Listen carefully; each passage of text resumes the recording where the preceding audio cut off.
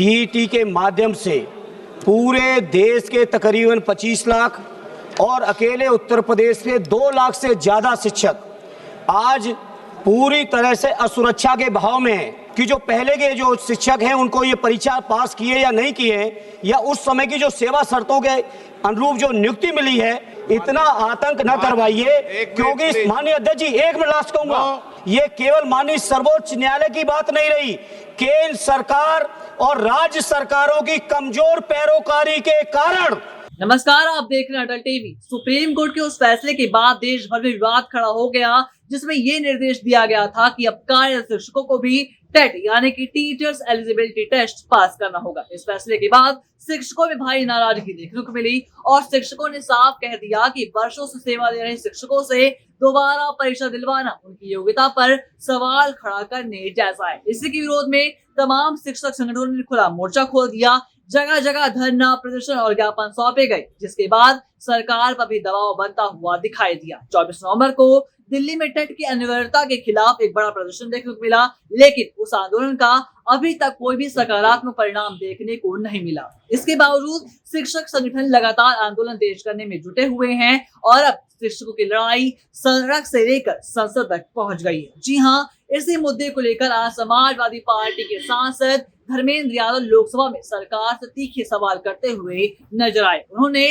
TET की अनिवार्यता को खुलकर उसका विरोध किया और सरकार से सीधा जवाब भी मांगा है। धर्मेंद्र यादव ने कहा कि वर्षों से पढ़ा रहे शिक्षकों को दोबारा परीक्षा देने के लिए परेशान न किया जाए और इससे शिक्षा व्यवस्था में अस्थिरता भी बढ़ रही है। लोकसभा में सरकार से अपने तीखे सवालों का जवाब मांगते हुए टेट अनिवार्यता के खिलाफ इस मुद्दे पर क्या कुछ कहा धर्मेंद्र यादव ने, आप भी सुनिए। माननीय अध्यक्ष जी, आपका बहुत बहुत धन्यवाद। सभापति जी, मैं जो माड़े जी ने बात कही है उसी बात को आगे बढ़ाते हुए अपनी पार्टी के नेता आदरणीय अखिलेश यादव जी की ओर से जिस तरह से टीईटी के माध्यम से पूरे देश के तकरीबन 25 लाख और अकेले उत्तर प्रदेश के 2 लाख से ज़्यादा शिक्षक आज पूरी तरह से असुरक्षा के भाव में हैं। सभापति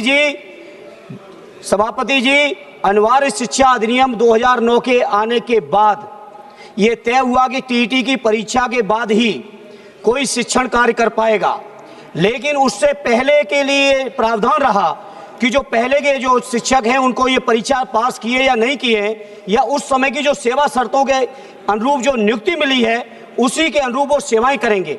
लेकिन 1 सितंबर 2025 को माननीय सर्वोच्च न्यायालय का एक फैसला, मैं इस बात के लिए सदन में पुरजोर तरीके से कहूंगा, ये केवल माननीय सर्वोच्च न्यायालय की बात नहीं रही, केंद्र सरकार और राज्य सरकारों की कमजोर पैरोकारी के कारण आज देश के 25 लाख से ज्यादा शिक्षक, उनके परिवार पूरी तरह से सुरक्षा का अभाव है। सभापति जी, बात पूरी आने दीजिए। और हमारे उत्तर प्रदेश के अंदर 2 लाख से ज्यादा शिक्षक भर्ती जो परेशान हैं। इससे मेरी सभापति जी आपके माध्यम से सरकार से अनुरोध है कि अध्यादेश लाके, संविधान संशोधन लाके देश के 25 लाख शिक्षकों का, विशेषकर उत्तर प्रदेश के 2 लाख शिक्षकों का भविष्य को सुरक्षित करें, और नहीं करते हैं तो ये। Thank you. Through you, Chairperson, Madam, I would like to draw the attention of the